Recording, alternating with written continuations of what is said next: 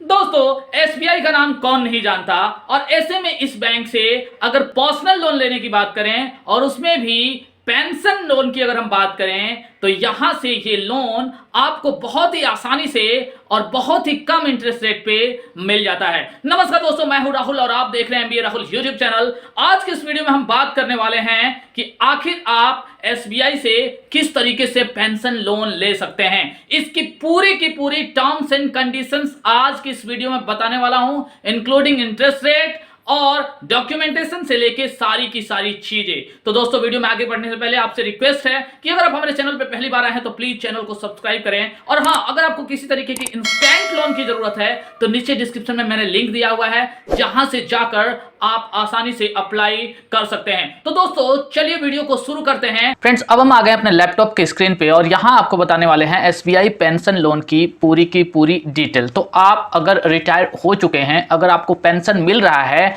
तो एसबीआई से आप पेंशन लोन ले सकते हैं और अपनी किसी भी जरूरत का पूरा कर सकते हैं। यहाँ पे चाहे वो आपके बच्चे की मैरिज हो, आपको अपना ड्रीम होम खरीदना हो, कोई ट्रिप प्लान करना हो, या किसी भी तरीके का आपको मेडिकल इमरजेंसी की जरूरत हो, यहाँ पे आपको लोन बहुत ही आसानी से मिल जाता है एसबीआई के थ्रू। तो पूरे के पूरे इसके टर्म्स एंड कंडीशंस क्या हैं, सारी की सारी चीजें इस वीडियो में हम बात करने वाले हैं। सबसे पहले बात करेंगे इसके फीचर्स के बारे में। तो आप यहाँ पे देख सकते हैं इसका प्रोसेसिंग फी बहुत ही लो है, मतलब यूं बोले कि ना के बराबर है अदर बैंक की कंपेरिजन में। अगर हम बात करें तो कोई हिडन कॉस्ट आपको यहां पे नहीं लगने वाला है। लोन का प्रोसेसिंग बहुत ही तेजी से यहां पे किया जाता है।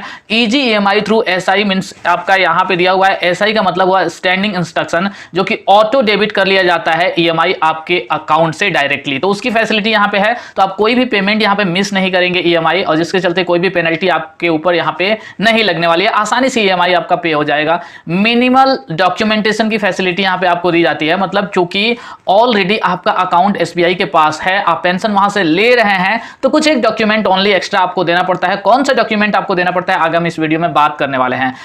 आप किसी भी एसबीआई के ब्रांच में विजिट करके इस लोन के लिए अप्लाई कर सकते हैं, या ऑनलाइन भी आप यहां पे अप्लाई कर सकते हैं। आप देख सकते हैं नीचे ये जो बटन दिखाई दे रहा है इसके थ्रू। अब फ्रेंड आगे हम अगर बात करें कि इस लोन की रीपेमेंट पीरियड क्या होती है, तो मैं आपको बता दूं कि अगर एसबीआई पेंशन लोन आप यहां पे ले रहे हैं तो 72 मंथ तक के लिए आप ये लोन ले सकते हैं। और रीपेमेंट के टाइम तक, पूरा लोन रीपेमेंट करने तक आपका एज 78 से ज्यादा नहीं होना चाहिए। अगर हम जय जवान पेंशन लोन की बात करें, जो कि डिफेंस जो पेंशनर्स होते हैं उनके लिए होती है, तो उनको भी मैक्सिमम 72 ईएमआई तक का ये लोन यहां पे मिल सकता है, जो कि आप देख सकते हैं 72 ईएमआई मीन 72 मंथ्स तक के लिए, और अप टू 76 ईयर्स के एज को कंप्लीट करने तक वो इस लोन को ले सकते हैं। अगर हम बात करें यहाँ पे SBI pension loan scheme to pensioners of PSUs means यहाँ पे स्टेट गवर्नमेंट की जो कंपनीज होती हैं, यहाँ पे अगर आप जॉब कर रहे थे और आपका पेंशन यहां से मिल रहा है तो आपको 72 मंथ तक के लिए सेम आपका ऊपर वाला यहां भी रूल है,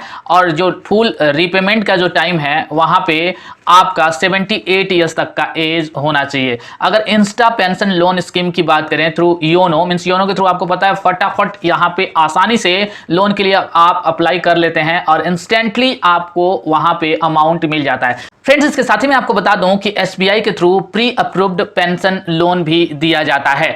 तो अगर आप इसके लिए एलिजिबल हैं तो आपको प्री अप्रूव्ड लोन भी यहां से मिल सकता है। यहां पे जो कि इंस्टा जो पेंशन लोन स्कीम है योनो के थ्रू जो आपको मिलता है, उसका अगर मैक्सिमम टेनर की बात करें तो यहां पे 3 इयर्स ही है। फ्रेंड्स, अब हम बात करते हैं कुछ टर्म्स एंड कंडीशंस की, जिसको फॉलो करते हुए जिसके बेसिस पे एसबीआई आपको पेंशन लोन यहां पे देता है। तो ईएमआई और एनएमपी रेशियो की सबसे पहले यहां पे बात की जा रही है। ईएमआई मतलब आपका मंथली जो इंस्टॉलमेंट होता है, जो हर महीने लोन का पार्ट आप पे करते हो बैंक को, उसकी बात की जा रही है। और एनएमपी यानी नेट मंथली पेंशन जो आपके अकाउंट में आती है। तो इन दोनों का जो रेशियो है वो 30% से ज्यादा नहीं होना चाहिए। कहने का मतलब ये है कि आपने जो भी पहले से अगर कोई लोन ले रखा है तो उसकी ईएमआई और इस लोन की ईएमआई दोनों मिला के आपके टोटल पेंशन का 33% से ज्यादा यहां पे नहीं होना चाहिए। ये केवल फैमिली पेंशनर्स के लिए लागू होता है। फैमिली पेंशनर्स का यहां मतलब है कि अगर पेंशनर की डेथ हो जाती है तो उसके फैमिली में किसी दूसरे को पेंशन लेने के लिए ऑथराइज किया गया है, तो उससे आगे आप देख सकते हैं अगर आप पेंशनर्स हैं, दूसरे टाइप के पेंशनर्स हैं, बाकी जितने भी तरह के पेंशनर्स होते हैं उसमें आपका ईएमआई 50% से ज्यादा आपके पेंशन का नहीं जाना चाहिए। उसके साथ साथ अगर प्री पेमेंट चार्जेस की हम बात करें, मींस आप अपने लोन अमाउंट का कुछ पेमेंट पहले ही यहां पे कर देना चाहते हैं, तो उसके लिए जो भी आपका प्रीपेड अमाउंट होगा उस पे आपको 3% के चार्जेस यहां पे देने पड़ते हैं। साथ ही साथ अगर आप कोई दूसरा लोन अकाउंट चालू करा रहे हैं पहले वाले को बंद करा के और उसके लिए फोरक्लोजर किया जा रहा है या प्री पेमेंट किया जा रहा है लोन का, तो वहां पे आपको कोई भी चार्जेस नहीं देने पड़ रहे हैं अगर सेम स्कीम है तो। साथ ही साथ अगर हम बात करें तो यहां आपका जो ईएमआई है वो स्टैंडिंग इंस्ट्रक्शंस के थ्रू डिडक्ट होता है। कहने का मतलब यह है कि ऑटोमेटिकली आपके अकाउंट से डेबिट हो जाता है। उसके बाद से अगर हम बात करें तो यहां आपको गारंटर भी एक देना पड़ता है, जो कि आपकी स्पाउस हो सकती है या हो सकता है, मींस आप अगर आपकी वाइफ हैं या आपके हस्बैंड हैं तो वो गारंटर के रूप में यहां पे होने चाहिए। अगर इसके अलावा कोई भी फैमिली का मेंबर जो एलिजिबल है या कोई भी थर्ड पार्टी जो एलिजिबल है वो भी इस लोन के लिए गारंटर के रूप में बन सकते हैं, तो यहां पे गारंटर की जरूरत होती है। अब अगर हम बात करें एलिजिबिलिटी की, तो अगर आप सेंट्रल या स्टेट गवर्नमेंट पेंशनर्स हैं तो यहां पे आपका एज लोन लेने के टाइम 76 से ज्यादा नहीं होना चाहिए। उसके साथ साथ सबसे जरूरी बात यह है कि आपका पेंशन एसबीआई के थ्रू पे होना चाहिए। कहने का मतलब यह है कि आपका पेंशन अकाउंट एसबीआई में मेंटेन होना चाहिए। साथ ही साथ यहां आपको एक अंडरटेकिंग देना पड़ता है ट्रेजरी को कि ड्यूरिंग जो लोन रीपेमेंट पीरियड होता है, जब तक आपका लोन रीपेमेंट ना हो जाए तब तक उसका जो मैंडेट होता है उसमें आप किसी भी तरह का चेंजेस नहीं करेंगे। उसके साथ साथ ट्रेजरी जो होता है उसको एक कंसेंट यहां पे देना पड़ता है, एक सहमति देनी पड़ती है कि वो आपसे किसी भी तरीके से कोई भी आपका जो पेंशन का अमाउंट है या आपका पेंशन का अकाउंट है वो किसी दूसरे बैंक में दूसरे जगह ट्रांसफर करने की परमिशन नहीं देगा, जब तक कि ऐसा करने के लिए उसे NOC means no objection certificate इस बैंक से ना मिल जाए। अगर हम डिफेंस पेंशनर्स की यहां पे बात करें तो आप देख सकते हैं जितने भी तरह के डिफेंस पेंशनर्स होते हैं यहां पे सबके नेम दिए हुए हैं, इंक्लूडिंग आर्मी से लेके असम राइफल्स तक का यहां पे नेम दिया हुआ है, आप देख सकते हैं। तो इन सबको यहां से आसानी से लोन मिल सकता है एसबीआई के थ्रू पेंशन लोन। लेकिन यहां भी देख सकते हैं सेम कंडीशन है, आपका पेंशन का जो पेमेंट है एसबीआई के थ्रू यहां पे होना चाहिए। अब हम बात करते हैं फैमिली पेंशनर्स के लिए, तो अगर आप फैमिली पेंशनर्स हैं तो यहां पे देखिए दिया हुआ है कि family pensioners include authorised member of the family to receive pension after the death of the pensioner. अगर पेंशनर की डेथ हो जाती है तो फैमिली के किसी दूसरे पर्सन को अगर उसका पेंशन ऑथोराइज किया जाता है लेने के लिए तो वो आपका फैमिली पेंशनर कहा जाता है। तो उसके लिए भी सेम एज कंडीशंस यहां पे दिया हुआ है, 76 ईयर्स से ज्यादा नहीं होना चाहिए।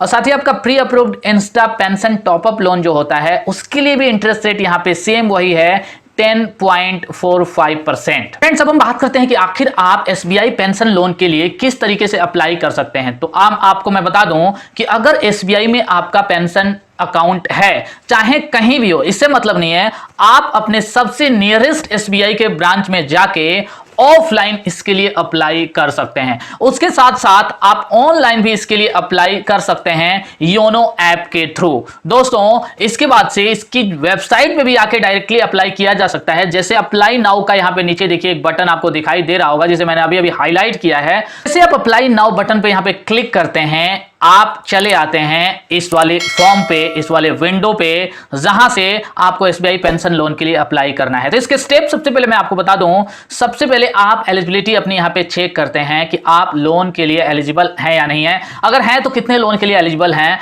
सेकेंड स्टेप में आपको यहां पे लोन का ऑफर दिखाई देता है, मतलब कितना तक का लोन आपको मिल सकता है वो स्क्रीन पे आपको ऑनलाइन ही यहां पे दिखाई देता है।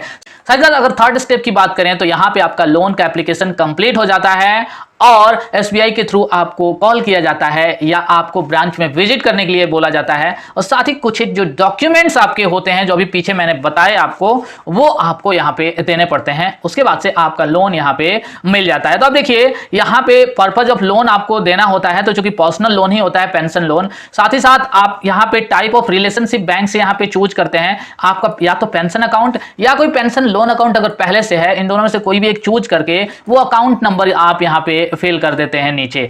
उसके बाद से आप अपना मोबाइल नंबर डालते हैं और यहाँ पे आप चेक कर देते हैं। चेक करने के बाद से नीचे जो सबमिट का बटन दिखाई दे रहा है, इसको आप क्लिक करके सबमिट कर देते हैं। तो फ्रेंड्स, ये रहा एसबीआई से पेंशन लोन लेने का पूरा तरीका, पूरी की पूरी डिटेल। आज के लिए वीडियो में बस इतना ही। अगर आपको वीडियो पसंद आई तो प्लीज वीडियो को लाइक करें और चैनल सब्सक्राइब जरूर करें। साथ ही साथ अगर आपको कोई भी क्वेश्चन इससे रिलेटेड है आपके दिमाग में तो प्लीज आप कमेंट कीजिए, हम डेफिनेटली उसका आंसर देने की पूरी कोशिश करेंगे। जल्दी मिलेंगे एक नए वीडियो के साथ। Bye bye and take care.